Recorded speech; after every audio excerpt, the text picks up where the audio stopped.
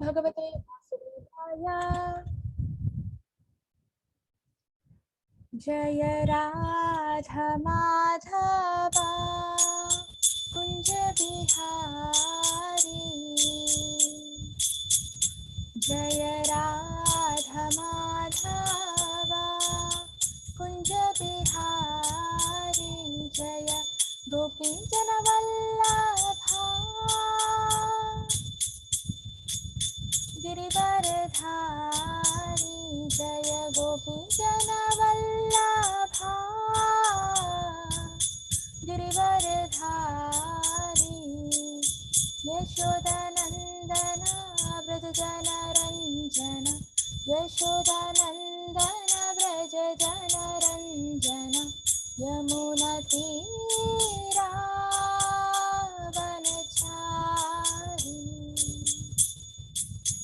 यमुनतीरावनचारी।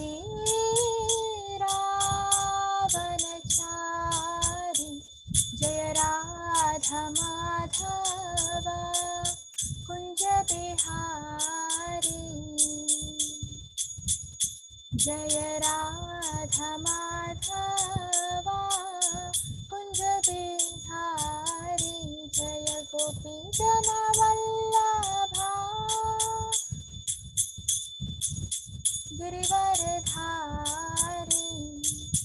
Yashodanandan Vraj Janaranjan. Yashodanandan Vraj Janaranjan. यमुनतीरावनचारी।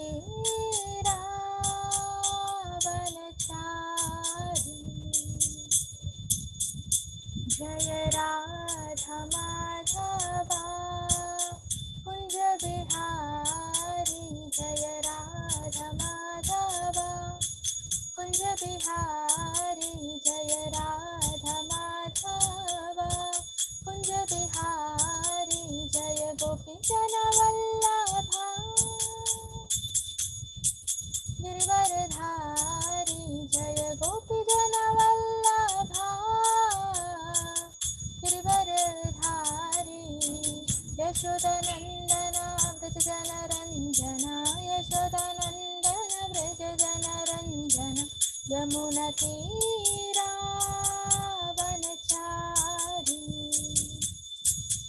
Hare Krishna Krishna Krishna Hare Hare. Hare Ram Ram Ram Hare Hare. Jai Shri Radha Govinda. Hare Krishna. Okay, so we will begin with the class. This is a very nice bhajan. Okay, very short bhajan. So this bhajan is Prabhupada's favorite bhajan. Okay, so anywhere, any class he would take, any lectures he would give, he would sing this at the beginning of the class. Okay, because he loves this bhajan. Because according to him, this bhajan, no, it has complete Vrindavan in it, right? It has Radha, it has Madhava, that is Krishna, it has Yashoda, it has all the gopis, it has everything, all entire Vrindavan. Yamuna is also there, right? So complete Vrindavan package in 4 lines.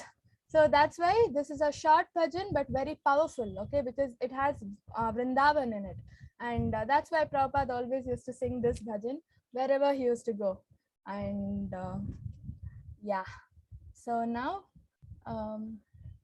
before we begin, I'll be posting the attendance link.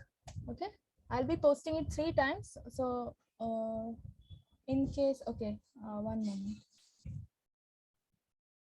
In case you miss, you can always do it once again. I'll be posting it 3 times.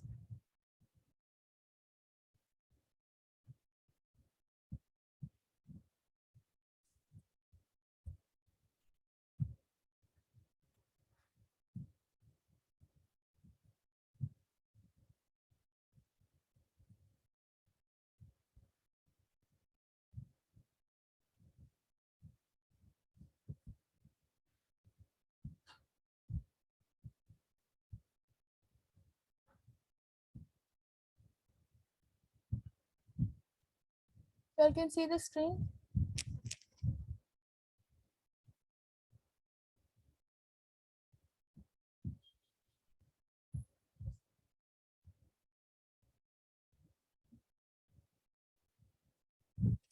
Okay, so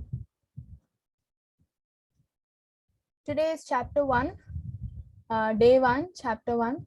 So the Bhagavad Gita we are learning is based on the teachings of His Divine Grace, A.C. Bhaktivedanta Swami Prabhupada. Okay, he is the founder Acharya of ISKCON. Yesterday we saw in short biography of Prabhupada's, right? So his determination, he never gave up, right? Until his last breath, he was serving the Lord. And he gave us Bhagavad Gita and so many other books. Otherwise, it wouldn't have been possible for any of us to read Bhagavad Gita, right? Because none of us know Sanskrit. And he translated everything in English word by word, and he explained it so well in his Bhagavad Gita. So let's stay gratitude. Let's always be grateful to Prabhupada. Show our gratitude for him. And chapter 1 is called Arjuna Vishada Yoga. Okay, so Arjuna Vishada Yoga means, Vishada means lamentation. That means frustration. He was worried about something. Okay, he was so worried about something. So what is it that he was worried about? We will be seeing in this chapter. So he was so worried. He was so stressful. Okay, he was so stressful. He did not want to do his job. Okay, what is his job? It is to fight, and he did not want to fight. Why? We will see in this chapter. That's why it is called Arjuna Vishada Yoga. Okay, so observing the armies on the battlefield of Kurukshetra. It's also called as observing the armies on the battlefield of Kurukshetra. 3 people were observing the armies. Okay, we will see all that. And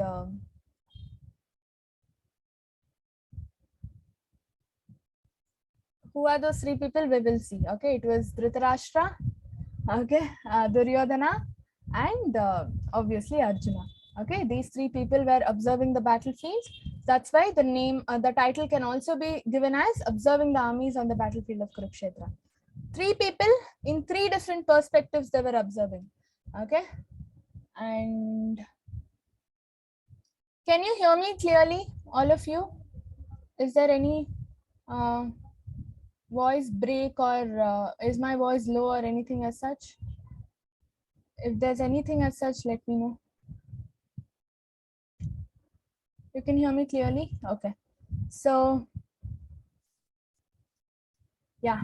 So internet fluctuations will be there. That time also you will not be able to hear my voice clearly. Okay. So, and now reasons given by Arjuna not to fight. Like I already told you, Arjuna was so stressful. He was lamenting. He was frustrated about something. He was worried. He was full of anxiety. Okay. He did not want to fight. Why he did not want to fight? That we will see. Okay. In this chapter. Okay. Okay. Now. Okay. Am I going very fast? I'll slow down.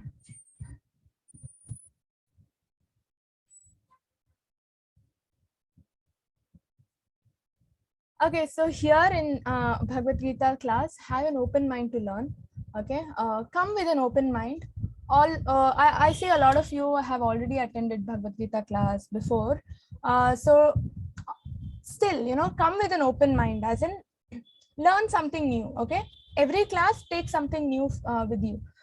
Don't come with a mentality, okay, I know everything in this chapter. Okay, don't come like that, because every class, every time you read Bhagavad Gita also, you will get new interpretations and new lessons within yourself. Okay, so that's why come with an open mind. Now this is Radha Govinda of ISKCON Mangaluru. Okay, let's offer our obeisances.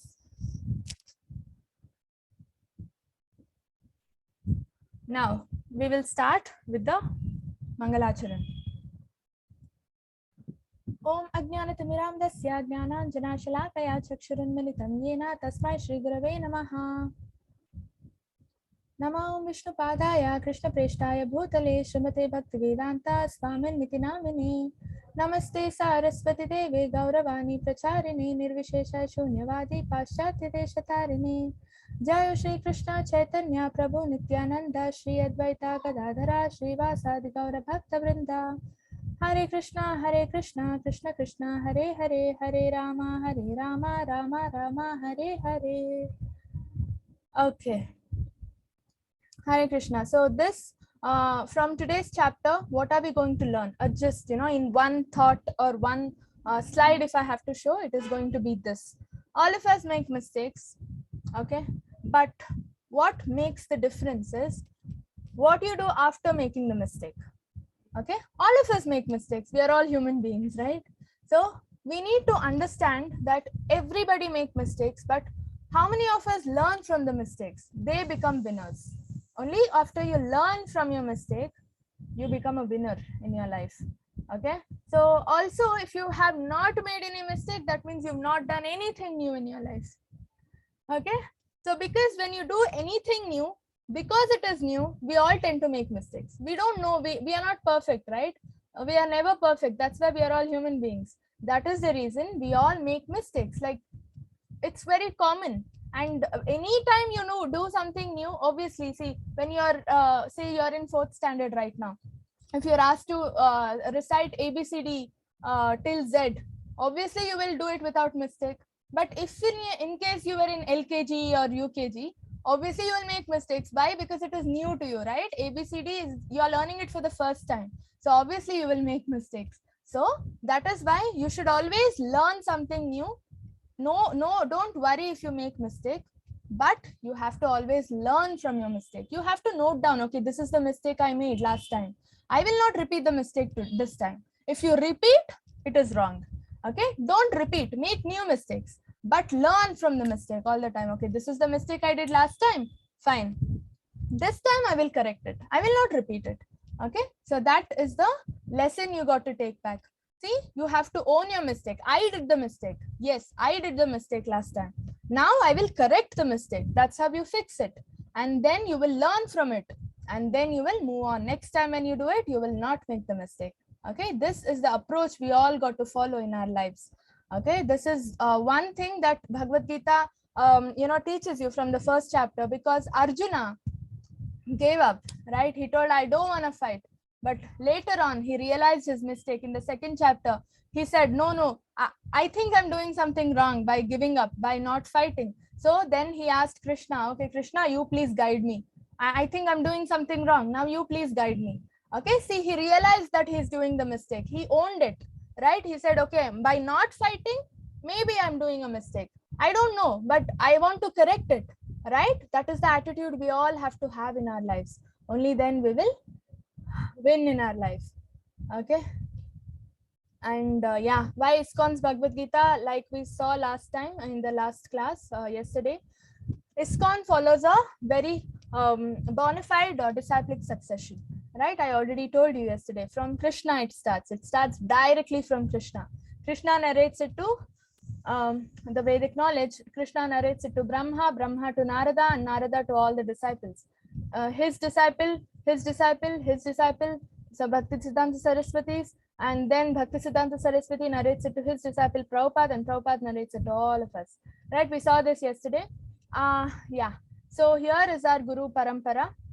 So Bhakti Vinoda Thakura is this person. Then comes Gaur Kishori Das Babaji. Okay. So he is the Guru of Bhakti Siddhanta Swami Saraswati. Okay. So Bhakti Siddhanta Saraswati is the Guru of Prabhupada. Prabhupada to all of us. Okay. See, you can see here Prabhupada to Jayapataka Swamiji. He is the Guru Maharaj in Mayapur ISKCON. Okay.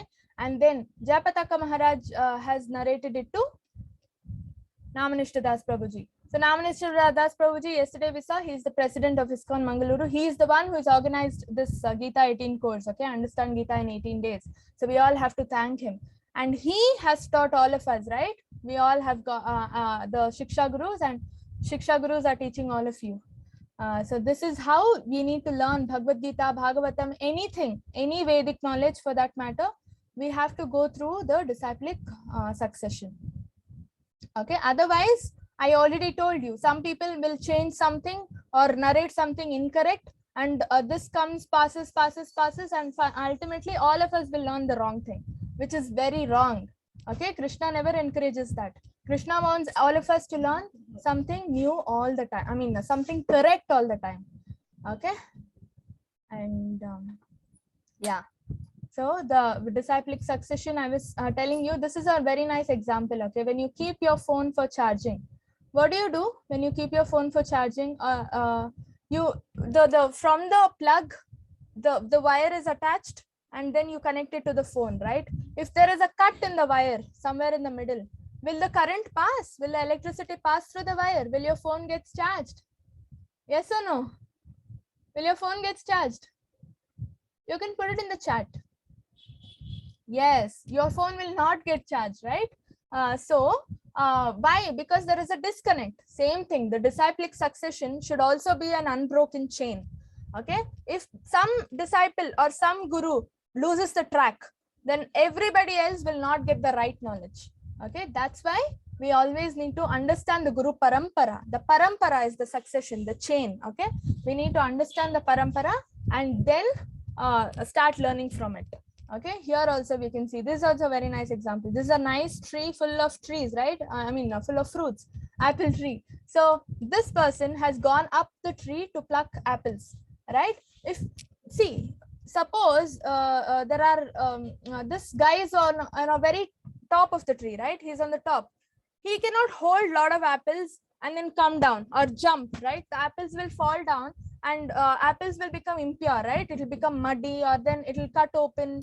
Okay, you will not get proper apples the way they are in the tree, right? When it comes down. So what happens? This guy from top, he will pluck one apple, give it to somebody who is on the next branch, the branch below him. That person will give it to another person who is on the next branch.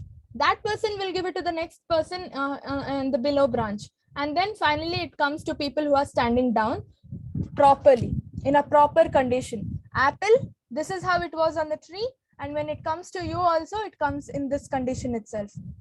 Why? Because there are people who are giving the fruit, passing the fruit carefully from one person to another, right? Same way, the Vedic knowledge, the Bhagavad Gita or any knowledge from Krishna passes it to the next disciple, that is Brahma. Brahma carefully catches it and passes it to Narada, right? Narada carefully passes it to his disciple, goes on, and then Bhakti Siddhanta Saraswati, the same knowledge without any alteration, that is the same apple in this case of example, passes it to Prabhupada, right? So Prabhupada to again Jayapataka Guru Maharaj in the same condition. Nobody threw the apple down, nobody made the apple muddy, dirty, right? It was all right in the same condition. That's why disciplic succession, Guru Parampara is so important. That's why a Guru is so important. If Guru wasn't there, if we did not have our Guru, would I be able to learn Bhagavad Gita? And would I be able to give you whatever little I know? No, right? It's impossible. So Guru is equal to the Lord. Guru is equal to Krishna, because whatever Krishna is telling the Guru is giving us the same thing, right? He is not changing anything. That's why Guru and Krishna are no different. You have to respect Guru the way you respect Krishna. Okay? You should not discriminate. Oh, he is just Guru. He is a human being. Krishna is God. No. He is also equal to God. Guru is always equal to the Lord. Okay? We discussed yesterday, right? We all have so many problems in life. Solution? See, this chair, this person is trying to fix the chair. The two legs are downwards here, the two more legs are upwards here, right? Okay, so she doesn't know how to fix the chair. She needs to go take a manual given with the chair and then fix it, right? Our life is also like this. So many problems. We don't know what is what, where is where, how to organize our life, right? So we also need a life manual, and that manual is given by Krishna himself in the form of Bhagavad Gita. We only have to read it. See, you can see here. Everything we do, we do a lot of things because we want happiness, right? How many of you want happiness here? How many of you want happiness? All of us want happiness, right? All of us want happiness. Everything you do, if you think, you just think about it. Everything you do, you do it for happiness, right? You're studying because your parents and teachers would have told you, okay, if you study well, you will get nice job and all that, and then you can earn nice money, and then you can live nice happy life. Right? And then when you get a job, you'll be like, okay, if you perform nicely in your job, you will get nice salary, and then you will be happy. And then when you start working, what happens? Your office managers will tell you, okay, if you get promotions, if you work hard and if you get promotions, then your salary will increase, and then you will get a happy life, right? That happiness, ultimately, have you got happiness? Have you got that real happiness? Anybody? Have you got any real happiness? Mataji. Okay. Last. It was there with you permanently. Yes, Mataji. Yes. Obviously, that happiness is not going to be there with you permanently. Okay. Permanently, you will not get. Okay. When you eat chocolate, ice cream, for that moment, for that 5 minutes, 10 minutes, or until you eat something next, you'll be like, oh, I ate chocolate, I ate ice cream. It was very nice. You will be happy. After that, that happiness, if that chocolate flavor also goes away from your tongue, ice cream flavor also goes away from your tongue, and then that happiness will not be there with you, right? Again, you have to eat chocolate to get that same happiness. It is not permanent. Yes or no? It's not permanent. So if you want permanent happiness, what is it that you have to do? See, this diagram explains. You have, instead of taking other pathways, nothing will give you actual happiness. Okay, whatever you do, you will not get real happiness. Real happiness means something that is going to be there for you forever. The happiness that you get forever, it will be there with you. That is called real happiness. But here, no. If you get good marks in exam, 2 days, 3 days, or until your next exam, you'll be like, oh yeah, I got good marks and all, and then you'll be happy.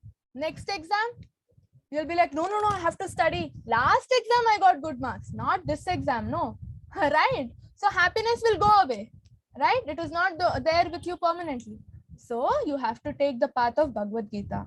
If you read Bhagavad Gita every day, why do you get permanent happiness if you read Bhagavad Gita? Can anybody tell me? Only if you read Bhagavad Gita, you will get permanent happiness. Why? Because of it gives us many important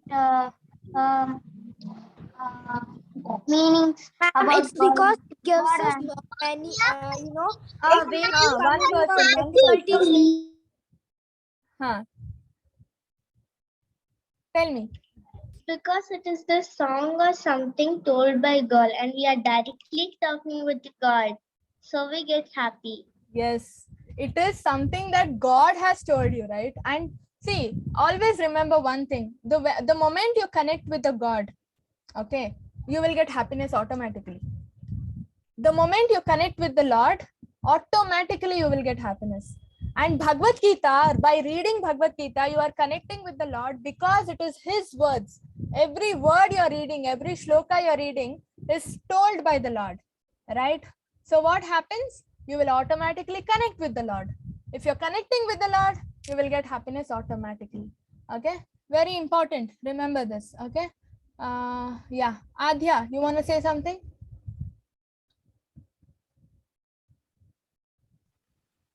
We got connected to Krishna, so we be happy. Yes, like I said, Bhagavad Gita connects you to Krishna. So anything that connects you to the Lord will give you permanent happiness. Okay, not just reading Bhagavad Gita. We just sang Radha Madhava Bhajan, right? So singing about Krishna. Why bhajan gives you permanent happiness? Because you're singing about the Lord. We sang about Vrindavan, we sang about Radha, we sang about anything and everything related to the Lord. So that means we are connecting with the Lord. So every time you connect with the Lord, you will get permanent happiness. Okay? Yeah, we already saw this. It is our user manual, right? And Bhagavad Gita is like the sun. See, you can see here, this is dirty water, this is pure water. Sun, you know what sun does? Takes away all the impurities. He absorbs, right? He evaporates dirty water and leaves behind clean water. We all know this. We all learned this in the in our general science classes, right? Sun has the power to like evaporate dirt, right? Dirty water, it evaporates and then leaves behind something clean. So that's why Bhagavad Gita purifies us. In our mind we have so many dirty things, right? We want to steal that, we want to lie, we want to bunk school, we don't want to study, we want to tell lies and all that. So many dirty things are there. If you read Bhagavad Gita, you will become a very good person. Okay, when you become good person, you will not be, you will not have difficulties in life. If you don't have difficulties, what do you get? Happiness. And that happiness is going to be there permanently. See here another example. There's a plate full of noodles, it is on the ground, it's spilled, right? So this person, what is she doing? She's cleaning. So Bhagavad Gita, reading Bhagavad Gita is called this cleaning process. By reading Bhagavad Gita, you can clean whatever is there, all the dirt. Okay, so that's why it is very important. Now, what does Bhagavad Gita mean? All of us know. Yesterday also we discussed. Bhagavad Gita, song of the Lord. Bhagavat means Bhagavan, Krishna. Gita means song, right? So it is the song of the Lord. Song means whatever he says, no? That is called Bhagavad Gita. That's why Bhagavad Gita is so powerful. Okay, and yeah, now we actually come to the point. I will just give you a nice background about the Bhagavad Gita, why Bhagavad Gita was narrated, okay? The situation behind it. Bhagavad Gita is the conversation or the dialogue between Krishna and Arjuna, okay? These two people discuss, Arjuna and Krishna, okay? That's why Bhagavad Gita is more or less a conversation, because both of them converse, they talk to each other in Bhagavad Gita, okay? Now, why do you know why Krishna was called Parthasarathi? Anybody? Raise your hand. Anybody? Okay, yeah, tell me. Rishabh, sorry. Okay, anyway. Ayush, do you know why Parthasarathi?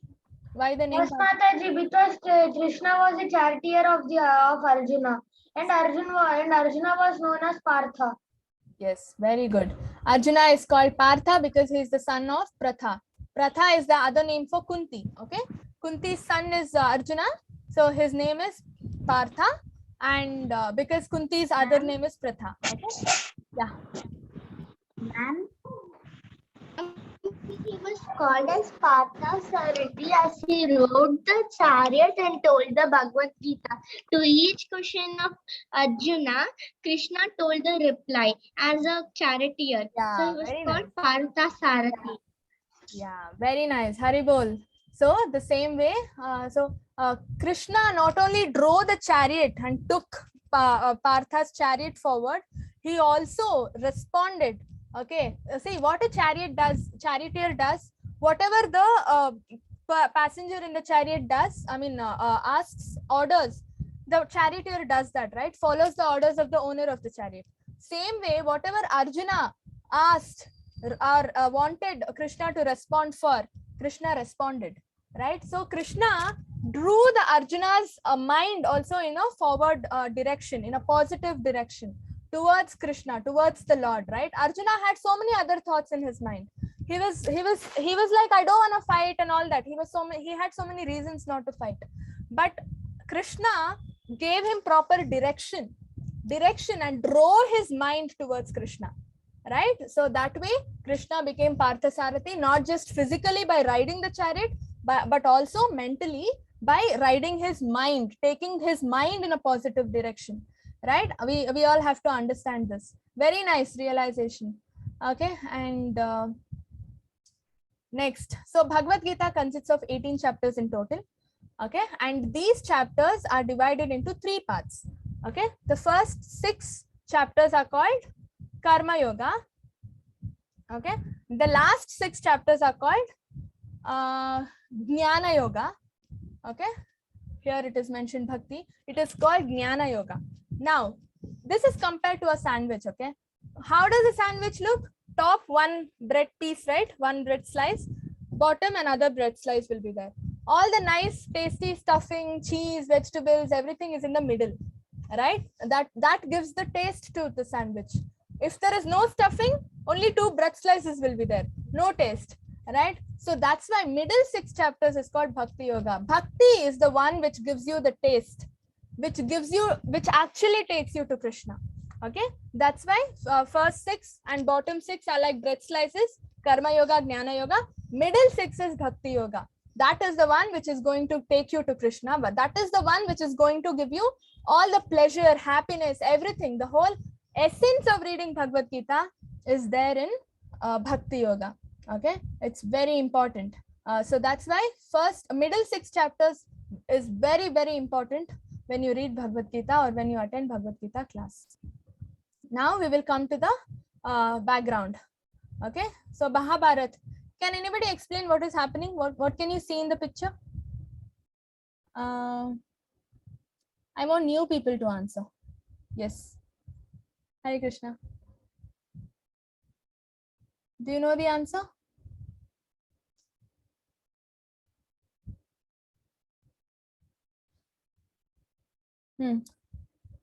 Hare Krishna. Vaishnavi, right? Can you answer? What's happening? What can you see in the picture? Krishna is explaining Bhagavad Gita or good values to Arjuna, and war is going to be happen. Okay, before Krishna explained Bhagavad Gita, what happened? Does anybody know? I'm sorry. Did I unmute the wrong person? Yeah. Ishan, I want you to answer. Tell me. Ma'am, before Hare Mataji, Hare ma'am, Krishna. Hare Krishna.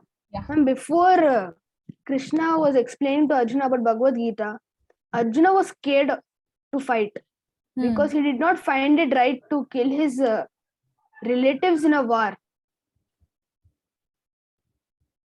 Yeah, very good. He did not find it right. Yeah. So So now he laid down his arms and Krishna was trying to persuade him to fight. Yes. That's what happened before. Yeah, very good. Hari Bol. So here you can see what happened. See, the chariot is in the middle, right? This side is all Duryodhana party. This side is all Pandavas party. Okay. Kauravas, Pandavas. 2 sides, right? 2 people fought. I mean, 2 parties fought, right? 2 teams fought. One is Pandavas, the other one is Kauravas. All the Pandavas are Arjuna, Yudhishthira, right? Bhima, right? Nakula, Sahadeva. These 5 Pandavas, along with Pandavas, all the soldiers and other supporting kings and all, make the Pandavas party. And Kauravas, all the 100 sons of Dhritarashtra, Duryodhana, Dushasana, and all that. And then even Bhishma, okay, Bhishma, and also Dronacharya, and the supportive kings, right? They make Kauravas party. Kauravas party was very strong because there were so many people, so many teams were there to support, right? But what is the point? They were doing the wrong thing. But Arjuna's side, Pandava's side, they had less support, less people, okay, less soldiers, but they had goodness in them, right? They were always good. They were always following the instructions of Krishna, right? Now that's why Arjuna is so good. When a good person is asked to kill somebody, obviously the person will say, no, how can I kill somebody? Papa, I mean, everybody has life in them, soul in them. You cannot just go kill somebody, right? It is you obviously feel sympathetic. We all good people obviously feel sympathetic. So we don't want to kill anybody, right? So when the war began, Arjuna had to fight. Fight means what? Killing so many people. Can you see here? So many people. All of them, they had to be killed, right? Arjuna had to kill all of them. I've posted the attendance link once more, okay? So obviously, somebody has put, very good, Akshohini Sainyas, right? Camel and elephants, horses, all of them make Sainyas, okay? So obviously we cannot kill a person just like that, right? He was sympathetic. He was like, no. So that's why Arjuna, for a moment, he was like, is all this bloodshed needed? So much bloodshed is needed. It's definitely not needed. That's what Arjuna thought. Okay, so that's why Arjuna was like, okay, put the chariot in the middle of both the teams. Here Pandavas, here Kauravas. Krishna, take the chariot and put it in the middle. I want to see everybody whom I have to fight with, whom I have to kill. Okay, and then Krishna, what did he do? He took the chariot and put it in the middle. Then Arjuna saw each one of them. All the Kauravas, my brothers, I have to kill them, he said. And then Arjuna was like, I have Dronacharya on my opposite side. He is my Gurudev. He is the one who's taught me archery. And with the same archery, I have to kill him. And then he was like, Bhishma is there. Bhishma took care of our family when Pandu, that is Arjuna's father, died. Okay, when they had to, and then Kunti and all the Pandavas moved to the kingdom. Bhishma actually took, care and pampered them and took special care of them. Okay, now Arjuna is like, he took so much care, and I need to kill Bhishma only. Okay, obviously, who can anybody kill their family members easily without any regret? Can you put it in the chat? Can you? If somebody asks you, okay, go kill your grandfather, go kill your brothers, will you say, okay, I will kill? No, right? Okay, people will say, okay, they've done so much wrong. They maybe imagine you have some brother who's done something very bad and all that. Somebody says you have to punish your brother. For a moment, you'll be like, oh my God, how can I punish my brother? Right? We all have that sympathetic attitude towards our family members. That's why Arjuna was like, I don't want to fight. Okay. Now this is the family tree. Okay, of Mahabharata. We all have the family trees, our grandfather, then our father, then us, then like that. Okay, so this starts with Vyasadeva. Vyasadev's son, Vyasadeva had two sons. Okay, Dhritarashtra and Pandu. Okay, so Vyasadeva is a very great personality. He is Krishna's incarnation. He is Krishna himself. Okay, Vyasadeva has come to write Bhagavatam and compile Mahabharata. He is the one who compiled Mahabharata, Bhagavatam, everything. Okay, he is the one who split Vedas into two and all that, into four. Okay, so Vyasadeva is Krishna himself. His sons are Dhritarashtra and Pandu. Dhritarashtra's sons are called Kauravas, 100 sons. Okay, and what happened? Is there any? Okay, so Dhritarashtra's sons are the 100 Kauravas, and then comes Pandu's sons. Pandu's sons are the Pandavas. They are just 5 in number. Okay, and Yudhishthira, Yudhishthira, Bhima, Arjuna, Nakula, Sahadeva. Next, so Vyasadeva, Vyasadeva had 3 sons, Dhritarashtra, Vidura, and Pandu. Okay, so Dhritarashtra's sons are Kauravas, Pandu's sons are Pandavas. Just remember so much, very simple, right? Remember all this. In quiz they might ask you all these questions. Okay, and now now we will actually come. That was the background of Bhagavad Gita. This is the actual chapter. Okay, Arjuna Vishada Yoga, or observing the armies on the battlefield of Kurukshetra. Now Bhagavad Gita consists of 700 shlokas in total. Okay, so 574 shlokas are recited by Krishna himself, 84 by Arjuna. Sanjaya narrates 41 shlokas. Dhritarashtra just narrates just 1 shloka. Okay, so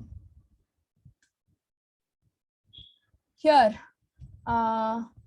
we already saw this. Krishna drove the chariot in the middle of both the parties, both the armies, and now Arjuna is in dilemma. I already explained, right? He does not want to kill his family members. So he is in a dilemma. Should I fight? Should I not fight? Should I fight? Should I not fight? Now, what does Arjuna has his own set of reasons, okay, not to fight. Why he does not want to fight. But Krishna says all these reasons are not valid.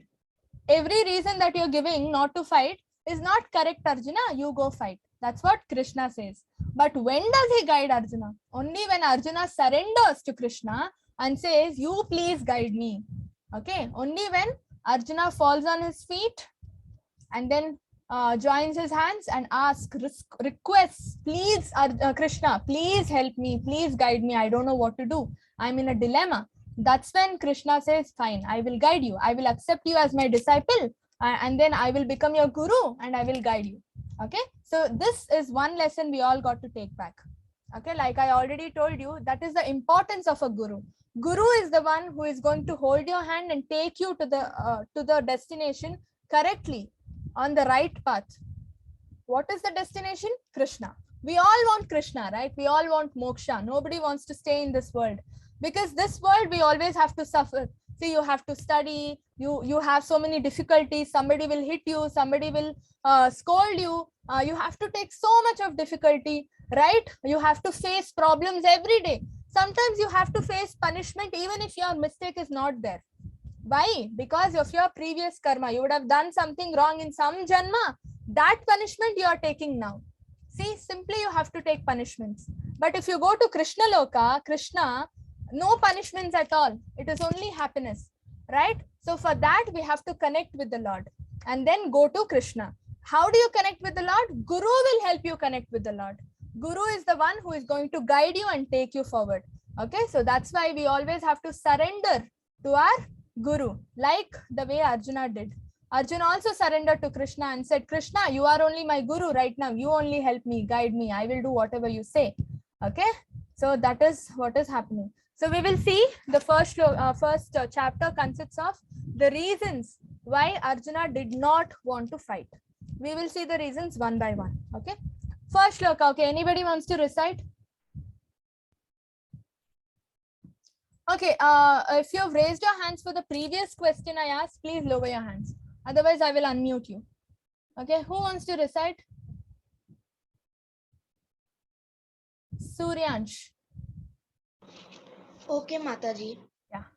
Dhritarashtra uvacha Dhammakshetre Kurukshetre Samavetayoyutsava Mamakaha Pandavaschaiva Kima Kurvata Sanjaya. Very nice. Yeah, so Dharmakshetre Kurukshetre Samavetayoyutsavaha Mamaka Pandavaschaiva Kim Akurvata Sanjaya. So Dhritarashtra says, what does he say? Sanjaya, who is Sanjaya? He is the servitor of Dhritarashtra, personal assistant, you can say, or charioteer, anything. Okay, Sanjaya sits. Sanjaya is always there with Dhritarashtra. Okay, now Sanjaya can see what is happening in the battlefield. Okay, this is a nice Varadan that Sanjaya got from Vyasadev. Okay, he can see what is happening in the battlefield without going to the battlefield. He is sitting in Dhritarashtra's room and he's seeing what is happening in battlefield, and he's commenting, he's giving commentary to Dhritarashtra. Okay, this is happening. That's why Dhritarashtra asks Sanjaya, now what is happening? Okay, now both the parties have assembled, both the armies have assembled, right? Where? Kurukshetra. What is Kurukshetra? It is Dharmakshetra. Dharmakshetra, Kurukshetra. Why Dharmakshetra? Because Kurukshetra is a pilgrimage place. It is a temple place. Okay, it is filled with values, dharma, righteousness. Okay, it has a lot of God power in it. That's why Kurukshetra is called as Dharmakshetra. Now Dhritarashtra is saying both the armies, Pandavas and Kauravas, are there. They have assembled on the battlefield. That is the Kurukshetra, pilgrimage place of Kurukshetra. Now, what are my sons and the Pandu's sons doing? Okay, see, he's discriminating. He's considering only Kauravas as his sons. Pandu has died, right? I mean, who is Pandu? Dhritarashtra's brother. So obviously, Dhritarashtra's brother's sons also Dhritarashtra has to consider as his sons only, because Pandu has died and he is supposed to take care of them. But now he is discriminating, saying my sons and Pandu's sons. Right? So now, to give a recap once again, both the armies have assembled. So now Dhritarashtra is asking what is happening in the battlefield. And what are my sons and Pandu's sons doing? Are they fighting? Do they want to fight? He's so curious. Do they want to fight? Obviously, see, one thing we all have to understand, okay? Once they have assembled on the battlefield, what will they do? They will fight, right? They will fight automatically. You don't even have to ask that. But Dhritarashtra is so foolish. He's asking, why? He has that desire in his mind, or some small hope, or some small thought in his mind. Okay, will they compromise on the battlefield? Will they stop fighting? If they compromise, what happens? Kauravas will have to lose the kingdom. Pandavas will start ruling. right? That's why Dhritarashtra is so scared. Dhritarashtra does not want his sons to lose the kingdom. Dhritarashtra always wants Kauravas to rule. Although Pandavas have to be ruling, okay? Pandavas are elders, right? They have to rule. But Dhritarashtra wants Kauravas to rule. That's why if they compromise, if they don't fight, then the Pandavas will start ruling. That's why Dhritarashtra is so scared. Okay. Now, this is the battlefield. And now, this is the battlefield. Both the armies have assembled. Here, Sanjaya and Dhritarashtra are conversing. Okay. Now, along with that, something else is also happening. That is Duryodhana. This is Duryodhana, okay, and this is Dronacharya. Duryodhana has gone to Dronacharya. He is also observing the battlefield. And now Duryodhana is telling, see Dronacharya, your disciples only, all Pandavas, and your favorite disciple is Arjuna. He's sarcastically scolding Dronacharya. Your favorite disciple Arjuna is also there on the opposite side. You don't have to, you have to fight properly. Don't make your favorite disciple win. That means I don't want you to weak down and then make Arjuna win. And then he says and then he starts comparing. Duryodhana starts comparing both the armies and says, okay, in our army there are so many powerful people like Karna, Bhishma, Dronacharya is there. Duryodhana himself is so powerful. So Duryodhana keeps saying we have so many powerful people, but in Pandavas not everybody is powerful, because in Pandavas Bhima is a little powerful but not as powerful as Bhishma, right? That's why Dronacharya also keeps listening, okay? And Duryodhana is actually offending Dronacharya. Dronacharya is Duryodhana's guru. Is that the way you speak to a guru? No, that is wrong, right? Duryodhana is actually scolding guru itself. That is wrong. That's why Duryodhana is a very bad person, okay? And then Duryodhana says, my team also has a lot of great people. We will also win. So Duryodhana is also observing the battlefield. And now, so one thing, Dhritarashtra and Sanjaya here, Dhritarashtra is observing the battlefield by asking Sanjaya what's happening and all that. Duryodhana is also observing the battlefield by telling Dronacharya, okay, we have powerful people and all that. Now, Arjuna is also observing the battlefield, right? He's seeing, okay, these are my family people. I need to kill them. See, he's crying. You can see tears falling, right? He's crying. So 3 people are observing the battlefield. One battlefield, 3 different people with 3 different perspectives. He is out of curiosity, he is observing what is happening, what is going to happen. He, out of pride, he is observing, okay, we have a lot of powerful people, we will win. But he, Arjuna, is observing out of compassion, right? I cannot fight, they're all my family members, how do I fight, right? So 3 people, 3 different perspectives.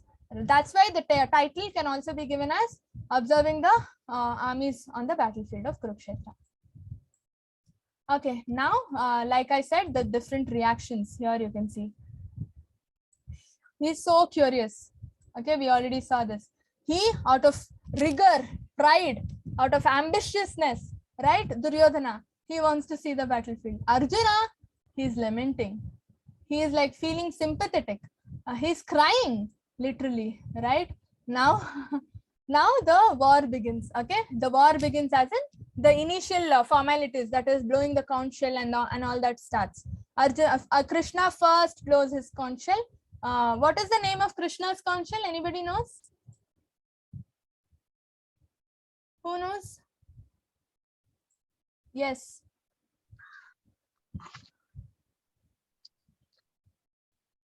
Yes. Do you know? Hare Krishna. What is the name of Krishna's conch shell? Ma'am, Panchajanyam. Yes, very good. Ma'am, Panchajanyam. Haribol. So Panchajanya is the Krishna's conch shell. Okay. Ma'am. Thank you. You can unmute. I mean mute. Okay. Now, once Krishna starts blowing his conch shell, everybody, all the Pandavas also start blowing their conch shell. Okay. Devadatta is Arjuna's conch shell. Okay. Poundram, is Bhima's conch shell. Okay. So all the others also start blowing their conch shell. Now what is happening? This is a little interesting. We already saw in the first first shloka, Dhritarashtra is discriminating, right, between Mamaka Pandavaschava, he's saying. That means My sons and Pandu's sons, right? Now there is a milk boiling. This is a nice example. Okay, the milk is boiling. Now if you pour some lemon or something into it, what happens? The milk gets spoiled, right? And when the milk gets spoiled, what can you make out of it? You can make paneer out of it, definitely. Now see, now he is doing Mamaka Pandavaschaiva, means spoiling the milk. When you pour lemon juice or in the milk, what happens? Milk splits. That's why it gets spoiled. Pandavas separately, Kauravas separately. He's splitting. In the same way, he's adding lemon to the milk and then he's splitting, he's spoiling it. Now what is happening? Out of spoiled milk, you can make definitely paneer, right? Kim akurvata means what are they doing? Now, obviously, when the milk gets splitted, what happens? Mamaka Pandavaschaiva, discrimination is happening. Now, when paneer is made, what you can make sweet out of it, rasagulla. Now, when rasagulla is made, what do people do after making rasagulla? Do they throw it? No, right? They obviously eat it. So that's, despite he also knows, Dhritarashtra also knows they will eat it, but still he's asking Kim akurvata. Kim akurvata means what are they doing? Right? Once the sweet is made, you will definitely go eat it. You will not throw it. Dhritarashtra also knows, but still he's asking why? Because he's scared. In case by chance compromise happens, then my sons have to lose, Pandavas will win. Okay, that is his only concern. That is a very bad attitude Dhritarashtra has. Okay, I gave you that example just to make you understand we should not behave like Dhritarashtra. Okay, we should not behave like Dhritarashtra. He is very foolish. He's blind. His mind is also blind. Now, 5 reasons why Arjuna is crying. Arjuna is like, I don't want to fight, right? He's lamenting. Why? These are the 5 reasons. Okay, compassion, no enjoyment, sins, family traditions, and indecision. Compassion means sympathy. I already told you, they are all my family members. How can I go kill? That's what Arjuna says, right? I cannot kill my Gurudev, Dronacharya. I cannot kill my grandfather, Bhishmadev, right? So that's why he cries. It's out of compassion. It's out of sympathy. Okay. Any good person always has kind heart, soft heart. Okay. They will definitely not like to kill anybody. Because Arjuna was a good person, he was a devotee of the Lord, devotee of Krishna. He also got that sympathetic nature in his heart. Okay. Next, no enjoyment. See, here we need to understand, when our family members go away from us, can you live alone and enjoy? See, for example, maybe you say you are put into a boarding school and all people around you have no friends only in your boarding school. Your family is away. Okay. Can you enjoy? Can you even laugh once? Can you? Put it in the chat. Right? No, because you don't have friends in your boarding school. Your family is away from you. Your mom, dad, everybody is at home. You are like all alone, don't know what to do, right? You are so alone. You cannot enjoy. There is nothing. No, how can you enjoy? There is no way only for you to enjoy. So same thing Arjuna also says. All my family members I'm killing. My Gurudev who has guided me, I'm going to kill them. What enjoyment will I get out of it? After that, even if I win the war, get the kingdom, get the crown, if Pandavas start ruling, can we enjoy out of it? We will not rule out of happiness or enjoyment. That sort of victory I don't want. That's what Arjuna is saying. Okay, so no enjoyment. So first reason, compassion. Second reason, no enjoyment. Next, okay, sins. Okay. So Arjuna is saying, I will be committing sins by killing people. See, when you kill people, what happens? You will definitely get your papa karma, right? You will commit sin. Killing a person is a sin.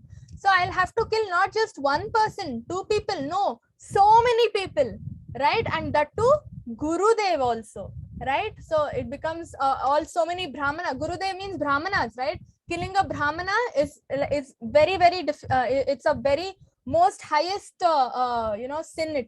It is the most greatest sin, killing a Brahmana. You should not kill Brahmana. Okay. And then killing family members, killing so many people, killing so many animals in the war, everything is sin. I will commit so much sin. With so much sin, papa karma, what sort of enjoyment will I get? Why should I fight for committing sins, right? So if you commit sin, what do you have to do? You have to go to Naraka, right? You have to go to hell, and then you get punishments and all that, right? So Arjuna says, I'll have to go to hell, get all punishments, suffer, and why should I do all this? I will rather not kill. That's what Arjuna says. Okay, and that is the third reason, sins. And then fourth reason, family tradition. Okay, now what Arjuna is saying is, if I kill all these people, Kauravas, their children will lose their parents, right? All children will lose their parents, and all the wives will lose their husbands, right? All the husbands will be killed, all fathers will be killed. Now children and wives will become orphans. They will not have anybody for support, right? And those children will not have their family traditions. See, we already explained the family tree, right? Grandfather, okay, say great grandfather, then great grandfather, then grandfather, then father, then you, then your kids, and then their kids, right? It just goes on. So your kids will definitely say, okay, my father's father was this, he was doing this, his father was doing this. Okay, but those kids who lose their fathers, they will not know anything about their family tradition, right? All of that will be spoiled. Who will teach them good values? Who will teach them good habits? That's what Arjuna is saying. Who will teach them? If family is lost, how will they learn good habits? Those kids also will become bad people, right? So that's why loss of family traditions is also a sin. It's also a reason I don't want to fight. Okay, next comes okay. So far, this is all we learned, like 4 reasons we saw, right? So Krishna, maintainer of the people, Arjuna calls Krishna Janardhana, okay? Janardhana means Janardhana, maintenance of people. Jana means people, and Krishna is the maintainer of all the people, right? So Arjuna says, oh Janardhana, I have heard by disciplic succession that those who destroy family traditions dwell always in hell. If I kill all of them, their family traditions go away and I will go to hell. That's what Arjuna is saying. Anybody who spoils family tradition will have to go to hell. I don't want to go to hell. Okay. And then here, what is happening between these two? Sanjaya is saying, so Arjuna explains all the reasons, and then we will see the 5th reason going forward. Okay. After giving all the reasons, Arjuna puts his bow. What's his bow called? Gandiva. Okay. Puts his Gandiva down, sits down, gives up and says, I don't want to fight. Okay. I don't want to fight. Okay. He's so overwhelmed with grief in his mind. He's so frustrated, lamenting all the time, crying. He's so stressful. He knows he will go to hell if he fights. That is what is running in his mind. Okay, so that's why, see, you can see here, Arjuna sits down and says, I don't want to fight. Okay, Krishna does not speak anything. If you see, he listens. He only listens to Arjuna. Okay, he wants Arjuna to put out all his grief. He only listens patiently. This is the 5th reason. Okay, indecision. Okay, now, indecision is the 5th reason because Arjuna has taught from both the angles now. Okay, all the reasons he's given. If he fights, he will go to hell. Family traditions will be lost. He will commit sin. There won't be any enjoyment. Out of compassion, he says, I don't want to fight and all that. That is one way. That's why he does not want to fight. The other thing is, he has to fight because he's already on the battlefield. Always remember this. He is on the battlefield. Everybody has blown their conch shells. Okay, everybody is prepared to fight. All the armies have assembled already. He is also there. Chariot is ready. Weapons are ready. Everything is ready. Now, if he says, I don't want to fight, everybody will laugh at Arjuna. They will say, okay, Arjuna got scared. That's why he's saying he does not want to fight. Right? Everybody will laugh at Arjuna. And one more thing, Arjuna is a Kshatriya. Right? He's a ruler. He's a king. He has to fight because fighting is his duty. Kshatriya's duty or a king's duty is to fight, right? Fight against his enemies. Now, if he does not do his duty, then how can he be called a Kshatriya? How can he be called a king? That is also one of the reasons. He is now thinking this side, the road is okay, I don't want to fight because I have so many reasons. This side, I have to fight because I have so many reasons. I'm a Kshatriya, everything is already set. It is all set, everybody is ready to fight. Now if I say I don't want to fight, people will laugh at me.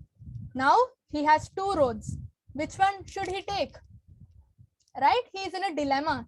He does not know what to decide. That's why indecision. Decision he is not able to make. Okay. He is in the middle of the road and he is thinking what to do. Okay. Now, next chapter, you can see Arjuna surrenders to Krishna's feet and then says, please guide me, Arjuna. I'm in the middle of these two roads are there. I don't know which path to take. You please guide me. Okay. The moment Arjuna surrenders, Krishna starts speaking. Until then, Krishna never speaks a word. He only listens. Okay. The moment Arjuna surrenders, Krishna will be like, okay, fine. Now I will accept you as my disciple. I will become your guru and give you guidance, directions as to what to do. Okay. That we will see in the next chapter. Now, 9 reasons why Arjuna won the war. So we all know Arjuna somehow fought, right? Krishna convinced Arjuna, gave him guidance, and Arjuna listened to Krishna and fought the war. Can anybody tell me the 9 reasons? Okay, Ayush. Mataji, I don't know, Mataji. You don't know, then blow away your hand. If you don't, I will ask you. Anybody knows? Yes. Ma'am, one of the main reasons Arjuna won was because he was with Krishna. Good. Next. He chose Krishna instead of his army before the war. Very good. Next. Ma'am, another reason was he trained very well for this moment. He was one of the best archers taught by Dronacharya. Okay. Next. Ma'am, I don't know, only these two. Okay. Anybody else?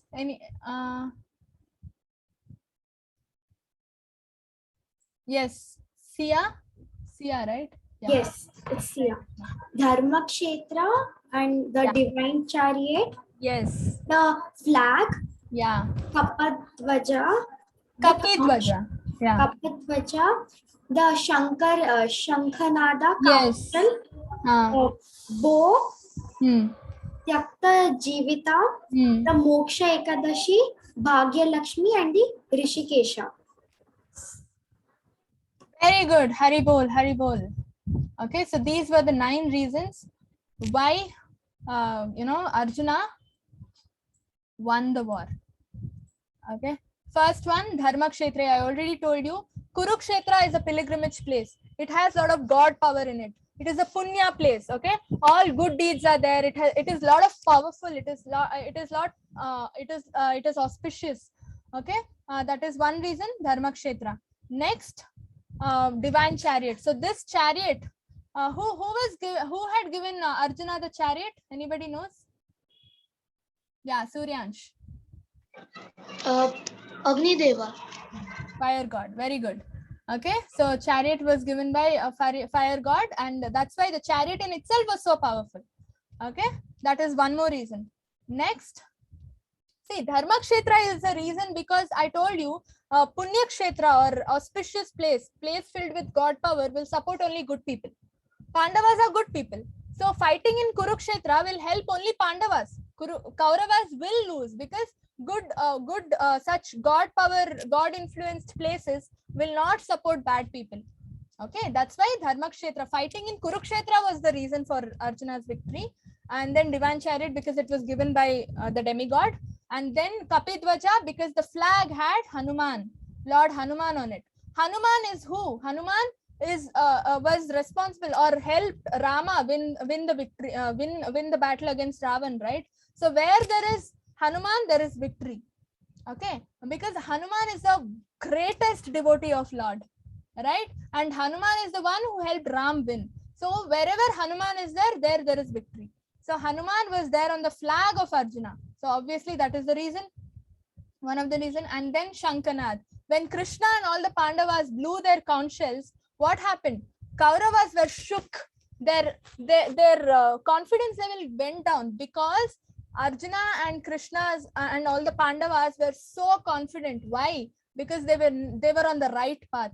They were doing the right thing. They were following dharma. That's why the moment they blow their conch shell, the confidence of Kauravas went down. Then, yeah, Gandiva. Gandiva, who gave Gandiva? Anybody knows?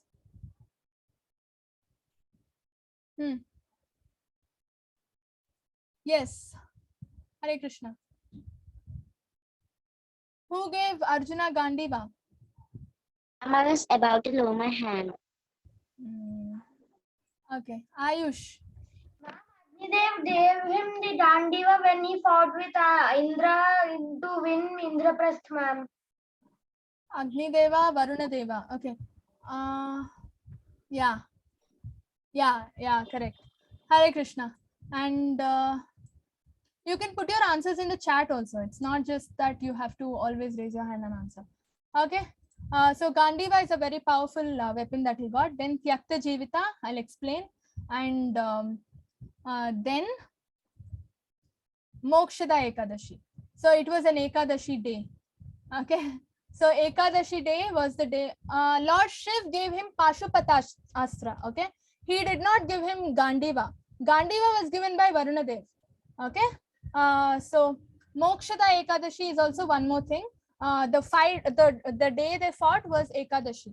Ekadashi, again, it is a very favorite day. Today is also Ekadashi. Okay. What a coincidence. So today is also Ekadashi. Today is Kamada Ekadashi.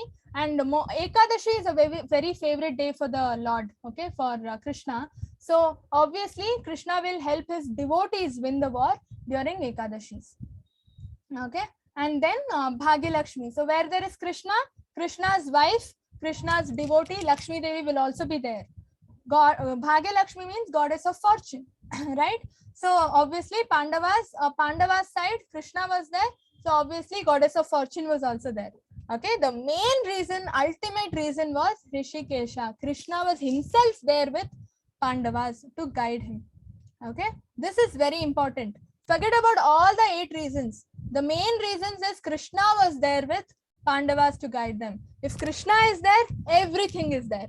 He is the Lord, right? Krishna was supporting. What more do you want to win, right? So these 9 reasons very important. I'll ask you tomorrow. Remember, okay? Yeah. So Bhagavad Gita deals with 5 main subjects. Okay. Ishvara means God, controller. Okay. That is Krishna. Obviously, Bhagavad Gita deals with Krishna. Next, Jiva. Jiva is the living entity. All of us, we are all called living entities because we are all souls, right? So we are all Jivas. And then comes Prakriti. Prakriti is the material nature, the environment, the surroundings we live in. Okay. Then Kala, the time, the eternal time. Then Karma. Karma is everything you do, the activity, the action that you do is called Karma. These are the 5 things that Bhagavad Gita deals with. This is also very important. Okay. Remember, anybody wants to repeat? What are the 5 things Bhagavad Gita deals with? It is there on the screen. You can aram se tell me. Yes, Maulika. Ishvara, Jiva, Prakriti, Kala, Karma. What is Ishvara? Ishvara means God. Yes. Jiva? Jiva means life. Yes. Prakriti? Nature. Yes. Kala? Time. Yes. Karma? The activity or something a person does. Yeah. Okay. Karma, very simple meaning anything you do. I'm talking, no? So talking is a karma. You are listening. Listening is a karma. Any activity you do. You write in the class, writing is a karma. Okay. Dance, dancing is a karma. Anything, any activity you do is called karma. Okay. Very simple. Ishvara, Jiva, Prakriti, Kala, Karma. Kala is the time, eternal time. Nobody can control time. No, that's why it is called. Time factor is very powerful. Kala. Okay. Because we all have to run behind the time. Oh God, if 5 minutes is left, I have to do something. 2 minutes is left. Will time wait for you? No. That's why time is very powerful. Okay. So yeah, the takeaway message from today's class is Bhagavad Gita is the user's manual. That is the life manual. And then the 5 subject matters we just saw. And then the 5 reasons why Arjuna lamented, compassion, all that we saw. And then the 9 reasons for Arjuna's victory also we saw just now, right? So these are the takeaway lessons. And yeah, Krishna is our eternal friend. Okay, so always remember one thing: any difficulty you get in life, you have to go ask the Lord. Okay, because Krishna is the only one who can help you. Nobody else can help you, because we are all under the control of Kala and Karma, right? We are all under the control of time. You can say, okay, my dad will help me, my teacher will help me, my mother will help me. They are also under the control of time. Can your mother or can your teacher control time? No. Can your teacher control karma? No. We are all equal. Only Krishna can control time, karma, everything. Okay, any difficulty you get, you have to ask Krishna. And how do you approach Krishna? Approach him as a friend, approach him as a well-wisher. He is your friend. See, so nice. This is one of the Leela in Vrindavan, right? So many cowherd boys were there. Krishna was also there. They were all his friends. And before they ate anything, what did they do? They said Krishna. They were like, you eat Krishna, then we will eat. So they shared all their food and all that. And that is the relation they all had with Krishna, right? So all other gods are also under Krishna's control. They're all serving Krishna. All the other gods, Shiv, Vishnu also. Vishnu is also an incarnation. He's an expansion of Krishna. Okay, and Brahma, everybody. Brahma we already saw, no? He is the disciple of Krishna. So in the same way, every other god is serving Krishna. Okay, every other god is also praying to Krishna. Okay, Varuna Dev, Agni Dev, everybody is doing what Krishna is asking them to do. That's why Krishna is the supreme personality of Godhead. He is the Bhagavan. Okay, when you approach him, he will help you, like in moments, he will help you. Okay, how do you approach him? As a friend. Go to him like how you go talk to your friend, how you want to spend time with your friend. Okay, the same way you have to approach Krishna. He is very nice. Okay, he's very nice. Only when you connect with him, you will start experiencing how nicely Krishna answers all your questions. Okay, so this is one lesson that I want you all to take. Approach Krishna as a friend. Okay, so you can go, Krishna, you know what happened today? So you can start your conversation that way. So always bow down, offer obeisances to Krishna. Join your hands, bow down in front of his picture or anything. If you don't have a picture at home, in your phone, you can download a Krishna's picture and then offer obeisances to him. Okay, and then request him, pray to him. Day and night you have to pray. The moment you wake up from your bed, pray to him. When you go to bed, pray to him. Okay, this is a nice story. I just want you, we will finish the class with the story. Okay, we saw the importance of Guru, right? The disciplic succession, the Guru Parampara. Krishna became Arjuna's Guru, and then Krishna helped him, right? So Guru is so important. Okay, there's a nice story. Okay, so what happened? Yeah, so there was a disciple, there was a student. Okay, he went to Gurukul. He wanted to learn Vedas. Okay, so the Guru told, okay, fine, you have to stay here and then learn Vedas. I will teach you. Okay, then the Guru told, you have to be very dedicated and you have to be focused. Okay, with full concentration, you should learn. Then the student told, fine, I will learn. Okay, and then what happened? The Guru taught him all the Vedas and everything, all the Vedic knowledge and everything. The student learned with full concentration. He was a very good student. Okay, now after the course is completed, what do? You have an exam, right? There also in Gurukul, they had exams. So the Guru told, now it is your exam. Okay, now how do they correct? Those days, no paper, pen and all to write exam and correct it. Okay, it was a different way. The exams were conducted because they are all olden days. No paper and all. Okay, so what happened? The Guru told, okay, you go under a tree, sit there and give your Vedic knowledge, whatever you understood, whatever Vedas you know, recite.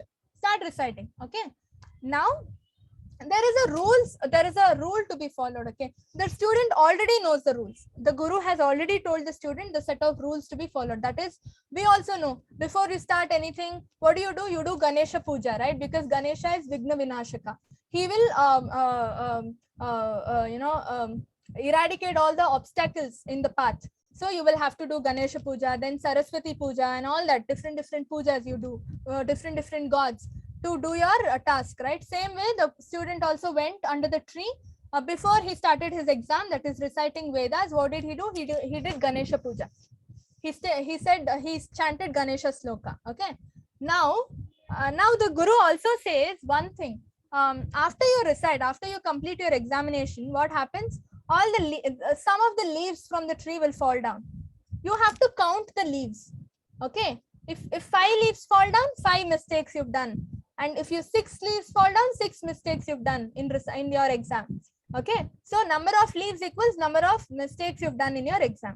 No correction and all that time. Nobody evaluated the marks and all that. Okay. I mean the exam. Self assessment. Okay. So number of leaves equals number of mistakes. So the student went. He first did Ganesha Vandana before starting with his exam. You know what happened? All the leaves of the tree fell down. The tree, a big tree became leafless. All the leaves became fell down to the ground. The student got so scared. Okay, he went back. He was worried. He ran to his guru and said, "All the leaves fell down. Did I make so many mistakes? I didn't even start recitation. I didn't even start my exam. I just did Ganesha Vandana, and all the leaves fell down. What does the mean? What is the meaning of this?" Okay, he was so worried. Can anybody tell me what is the meaning of this? Why all the leaves fell down?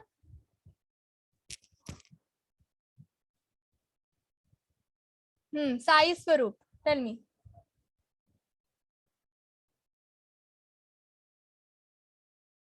See, you have to lower your hand if you don't know the answer. Dhwani, do you know? Ma'am, because maybe he didn't tell Bhagavad Gita or the sloka of Krishna. No. First Ganesha, no? After all the, you go step by step, then you reach Krishna. That is not the answer. Anybody else? Sahil, do you know the answer? Ma'am, he might not have bhakti, proper bhakti. No, it's an exam. You just have to tell what you know. So no bhakti. Anybody else? Ishan? Ma'am, he did not remember his guru. Yes. For Hari reciting. bol, Hari bol. Wonderful. So even before Ganesha Puja, what should you do? You should offer obeisances to your guru. Who has taught you? Who taught him Vedas? His guru, right? Without guru, you cannot do anything in your life.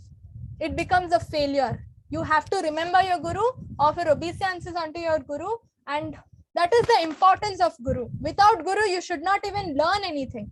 Okay, if you read Bhagavad Gita without guru, you will not understand anything. Even if you understand, you will understand all wrong things, because there is no guide. There is nobody who is telling you, okay, this is the way you should understand. Okay, so guru comes first, even before Krishna. That's why I told you in the beginning of the class, guru and Krishna are non-different. You should respect your guru the same way you respect Krishna. Okay, so first the student has to pay obeisances to the guru, then Ganesha and other gods, and then Krishna, and then recite the Vedas, give examination. So the guru says, you did not offer obeisances to your Gurudev, that's why all the leaves fell down. That is the biggest mistake you did. That's why all the leaves fell down. So again the student went back to a different tree and then offered Guru Vandana, and then Ganesha Vandana, and then all the other demigods Vandana, Krishna Vandana. Then he started giving his exam. That time he actually passed his exam. Okay, that is the importance of a guru. Okay, so yeah, we conclude. Hare Krishna, Krishna Krishna, Hare Hare, Hare Ram, Ram Ram, Hare Hare. Okay, so before we will take questions. Definitely before we take questions, we will do the japa. Okay, just one round of japa, because chanting the holy name is the only thing that takes us to Krishna. I already told you, know, what is the how do we reach Krishna? And today is Ekadashi. Ekadashi is favorite day for Krishna. You should do lots of Krishna seva and Bhakti seva today, and the best way to do Bhakti seva is chanting. Okay, this is the mala. I will tell you how to chant. So this is the mala, right? This is called the Krishna bead. The bead that is here is called Krishna bead, and then you start with the Krishna bead. you recite Panchatattva mantra. We already saw no, the Panchatattva mantra. Jayo Shri Krishna Chaitanya, Prabhu Nityananda, Shri Advaita Gadadhara, Shri Vasadi Gaura Bhakta, Vrinda. Okay. I think a lot of you know. I will put the mantra in the chant as well. And then you start your japa. Okay. If you don't have the mala, no problem. You can count with your fingers. Okay. And if you've not filled your attendance form, please fill. I mean, mark your attendance.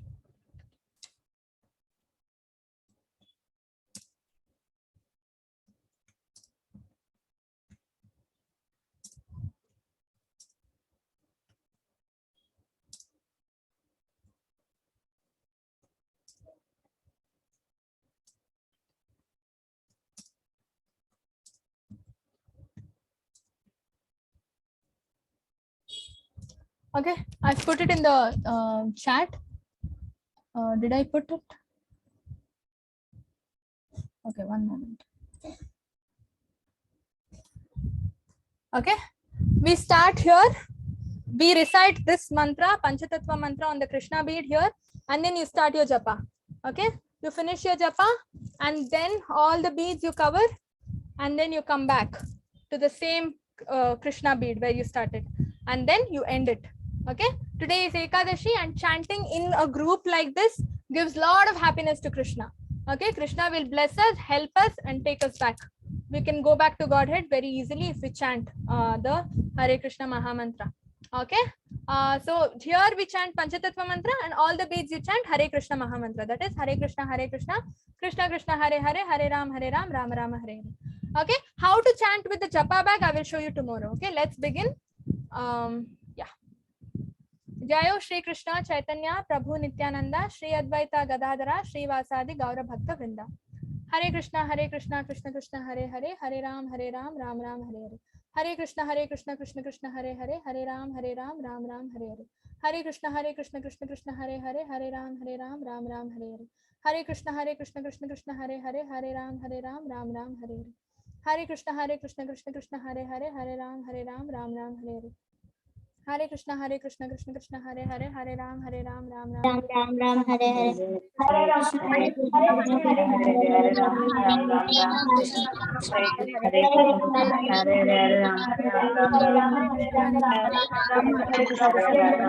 Ram, Ram Ram, Hare Hare, Hare Krishna, Krishna, Hare Ram, Ram Ram, Hare Hare, Hare Ram, Ram, Hare Hare, Hare Krishna, Krishna, Hare Hare, Hare Ram,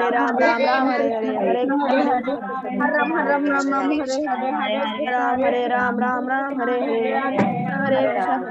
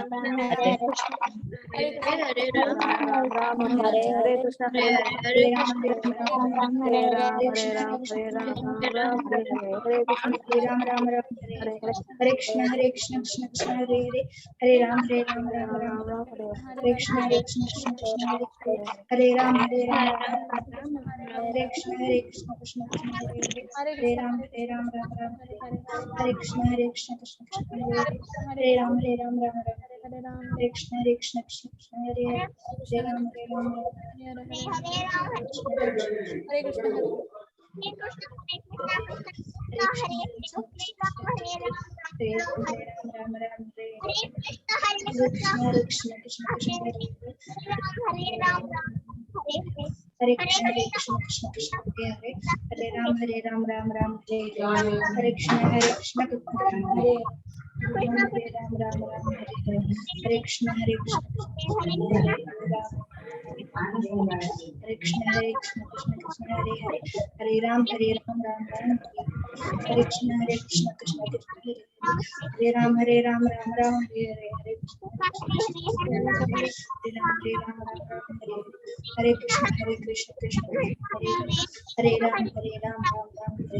Krishna, Hare Krishna, Hare Krishna, Hare Hare, Hare Ram, Ram Ram, Hare Krishna, Hare Krishna, Hare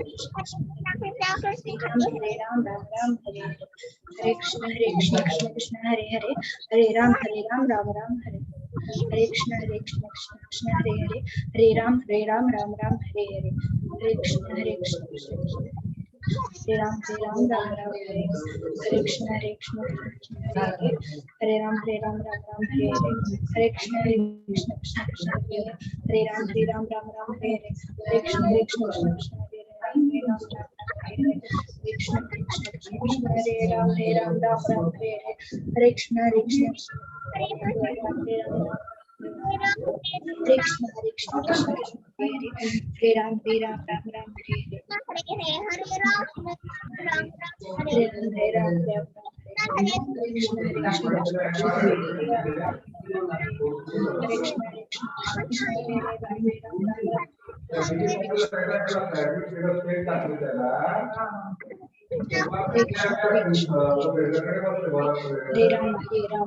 Ram,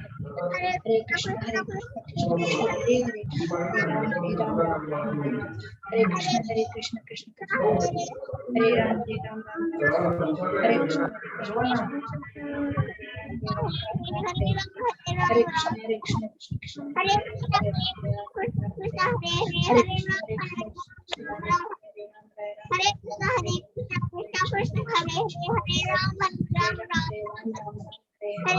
Hare Krishna, Krishna Krishna, Hare Hare, Hare Ram, Ram Ram, Hare Hare, Hare Ram, Ram Ram, Hare Krishna, Krishna Krishna, Hare Hare,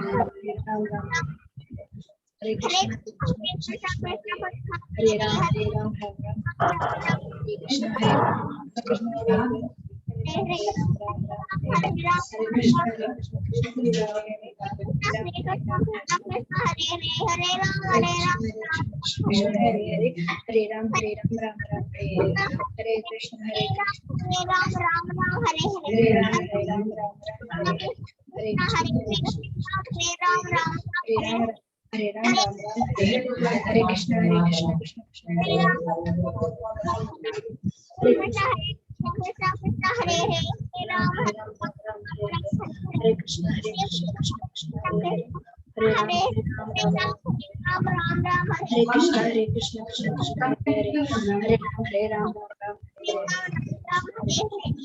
Krishna, Hare Krishna, Hare Ram, Ram Ram, Hare Krishna, Krishna Krishna, Hare Krishna, Hare Krishna,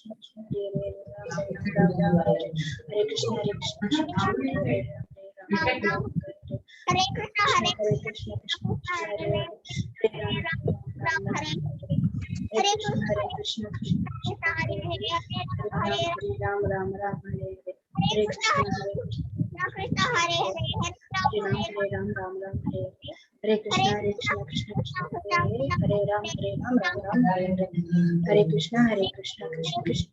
Hare Ram, Hare Krishna, Krishna Krishna,